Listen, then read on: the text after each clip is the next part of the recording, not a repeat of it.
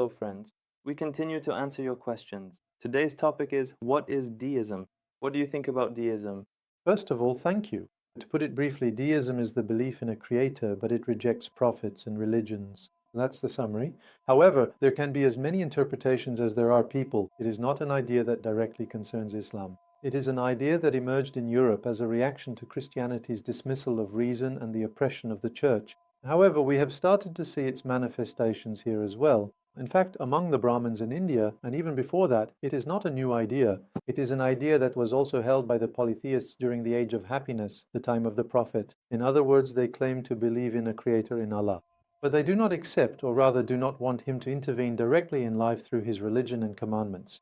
First of all, let us state this. In the Risale-i Nur Collection, the idea of deism has been completely refuted. For example, in the 25th word, it is explained how the Quran is a miracle, how it is extraordinary in 7 aspects and miraculous in 40 aspects, and all the facets of its inimitability are described in such a way that it proves the Quran is truly the word of Allah. I recommend reading this treatise. Moreover, in the 10th word, this idea is completely refuted in the second point right after the introduction.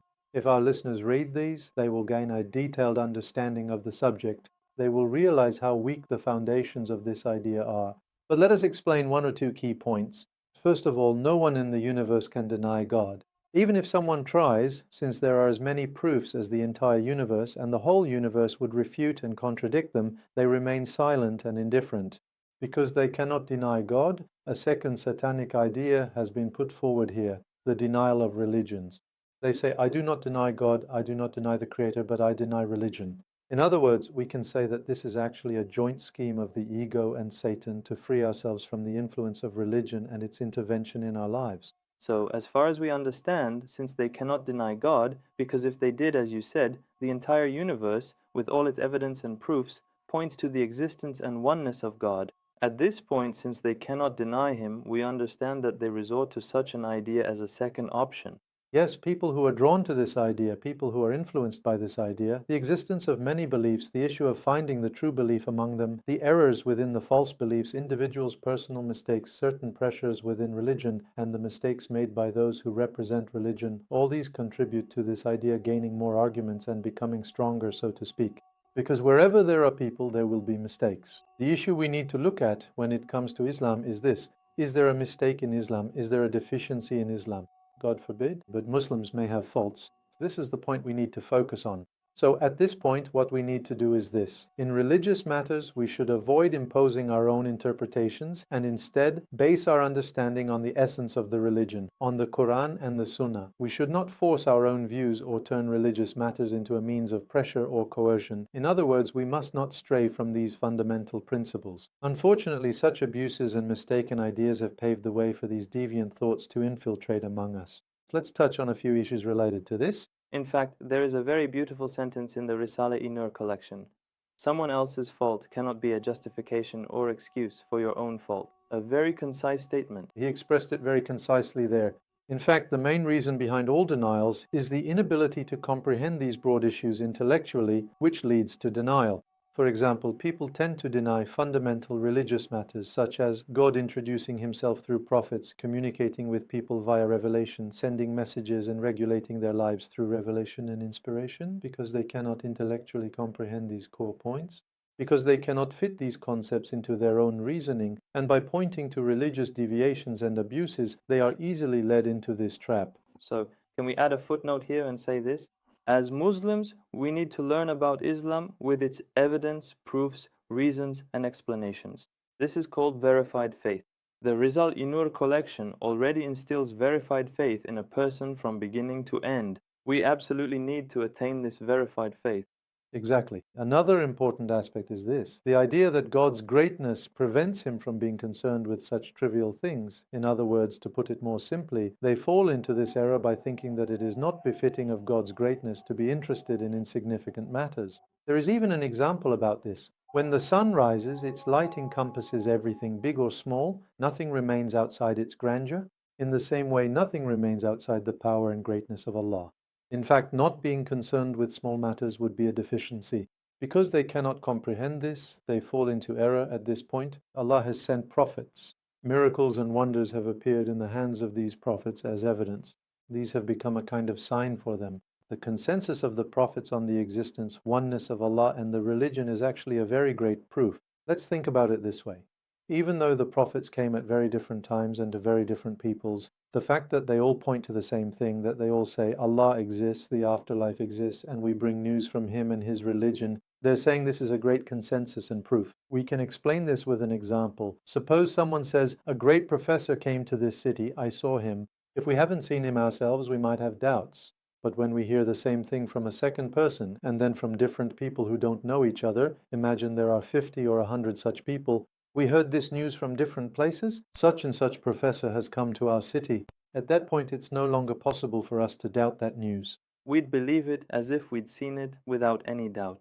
Or, for example, if I said, Mono, there's been a fire in such and such place, have you heard? Then, if everyone you meet at different times all tell you about the same fire, saying such a disaster happened, such a fire occurred, what would you think? I'd believe it completely as if I'd seen it myself. You would believe it. This is what we call consensus. Aikima. In other words, the fact that all the prophets are in agreement on religious matters such as the existence of God and the afterlife, even though they lived in different times and there were no communication devices or the internet back then, is significant. The fact that they came at different times and pointed to the same thing is a great proof. It is evidence of consensus. If we refer to the meaning in the second indication of the 10th word, of course we can't explain it in detail, but let's express a couple of fundamental points. Just as it is impossible for the sun to exist without giving light, it cannot exist without giving light.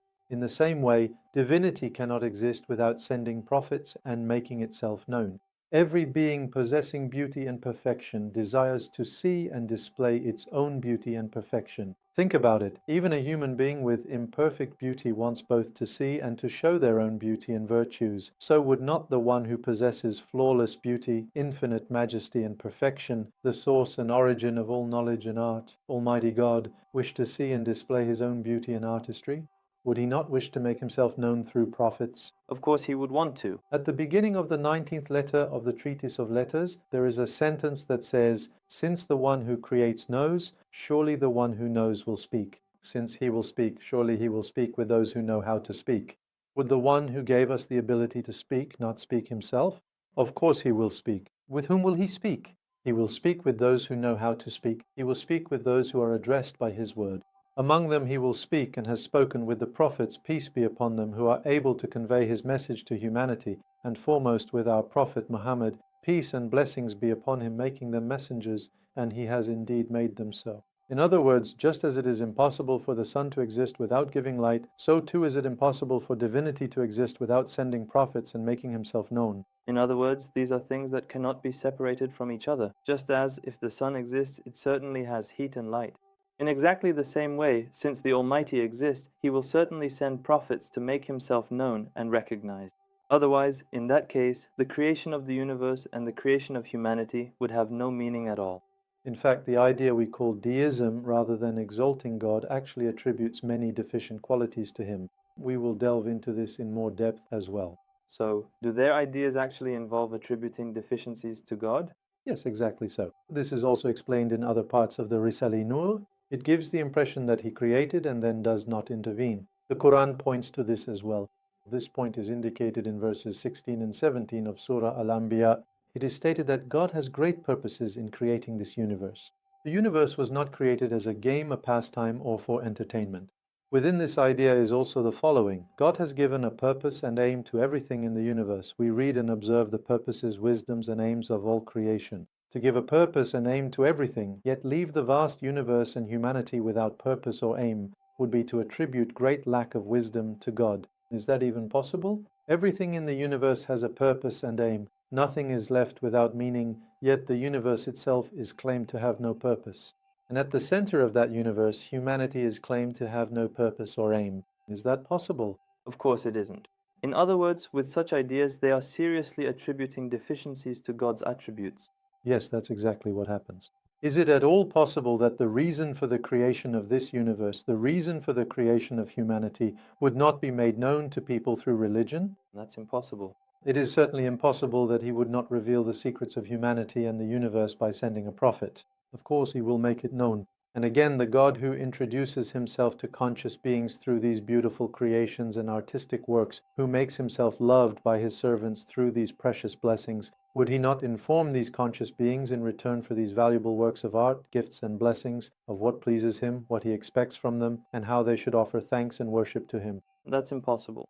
Of course, and the idea that Almighty God would create the universe and its creatures and then abandon them is entirely contrary to the fundamental principles of the Quran and is certainly a slander against the Quran itself.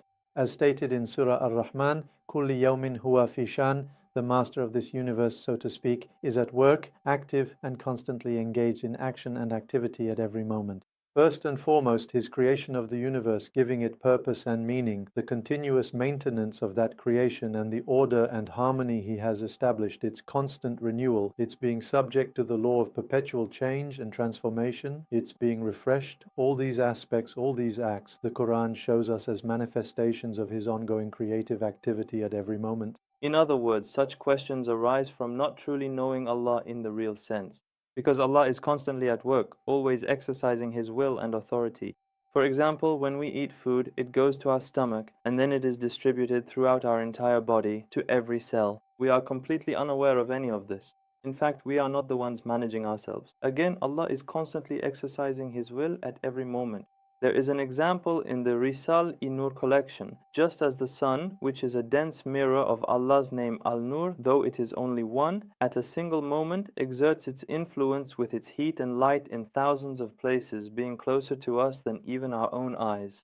The sun is only a dense mirror of Allah's name Al-Nur, while Allah Himself is the light of all lights. At a single moment in thousands of places. At every moment He exerts His will upon us, being closer than our own eyes, and this is true throughout the entire universe. In other words, this stems from not knowing Allah. At its core, it arises from not knowing Allah as He truly introduces Himself, that is, from a deficiency in the knowledge of Allah, marifa. Because the purpose is the universe, and its purpose is to be for humanity and for the actions, thoughts and feelings of humans, which are the result of the entire universe and at the very center of all that divine lordship. Not to be given importance, for there to be indifference toward human actions is absolutely impossible. Let's give an example from the second ray here. Since the value given to a tree is for its fruit, the owner of that tree will certainly not let others take that fruit and ruin the purpose. In other words, the value given to a tree is for its fruit. The fruit of the tree of the universe is the human being. The universe exists for humanity, and the fruit of humanity is that a person believes in God, worships Him, recognizes God, and loves Him. Therefore, not informing a person of such a purpose would be completely contrary to the fundamental wisdom of the universe. One of the greatest proofs that humans are not left to their own devices is the existence of memory in humans. For example, what did we eat in the morning? Everything is recorded. This is the greatest proof that even the smallest actions of a person are given great importance. Of course, as we mentioned, this topic has many aspects and many points in the Risale-i Nur. I would also like to make a reference from Isharat. Our viewers should definitely read the section on worship in Isharat. There is a passage there that says, "Man, distinguished and exceptional among all animals, has been created with a wondrous and subtle nature. Because of that nature, all kinds of inclinations and desires have arisen in humans.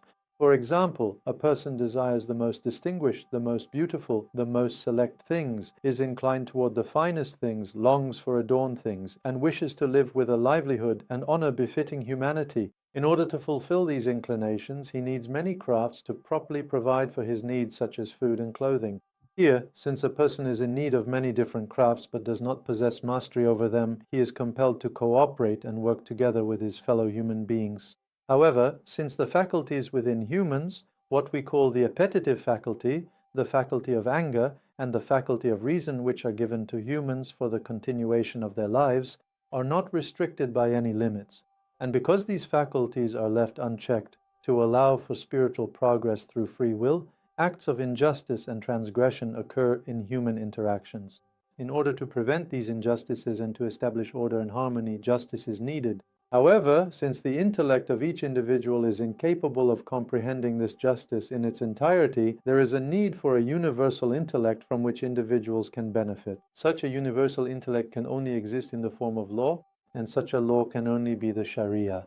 They are the laws of Allah, the commands of Allah, in other words, religion. Therefore, for the Almighty not to respond to this great need of humanity or to remain indifferent would be to attribute a great deficiency to His infinitely perfect attributes.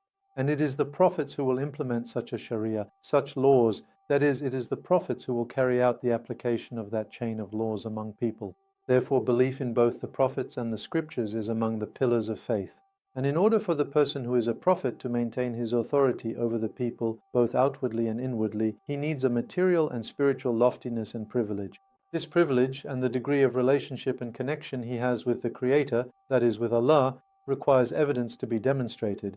These evidences are miracles. Then, in order to ensure obedience and submission to the commands of Almighty Allah, it is necessary to establish the greatness of Allah in people's minds, and this can only be achieved through creed, through faith, that is, through the manifestation of the principles of belief. Thus, the strengthening and development of these principles of faith can only be achieved through worship that is repeated, renewed, and made continuous. Therefore, there is a serious need for guidance regarding the scriptures, the prophets' worship itself, and how that worship should be performed, and this is what religion is. Imagine a person who joins the military but does not receive any instructions about soldiering. For example, a soldier who is supposed to salute the commander does not know how to give a salute. As a result, there would be as many types of salutes as there are people, right? Therefore, if God does not inform us of all these laws and the worship and duties that result from them, then in worship too, there would be as many forms as there are people. That is why, of course, God will choose someone from among those people who will best represent what pleases Him, who will embody His approval, and who will serve as a model for this beautiful state to be seen and emulated as He desires. He will want others to follow Him so that this beautiful character may also be reflected in them. In other words, I have expressed it as much as I can remember. The entire section should be read in full. As we have said repeatedly, it is not possible for us to read and convey those sections in their entirety. But let them know that these topics are explained in a very beautiful and brilliant way, and by reading them directly from their sources, they will truly benefit in a serious way. May God be pleased with you. As you said, all of these topics are already very comprehensive subjects.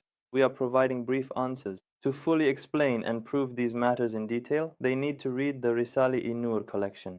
Friends, you can download and read the Risale-i Nur Collection for free on your phones, and if you want to join study sessions in your area, you can reach us by sending a message. For now, may God keep you safe. See you soon.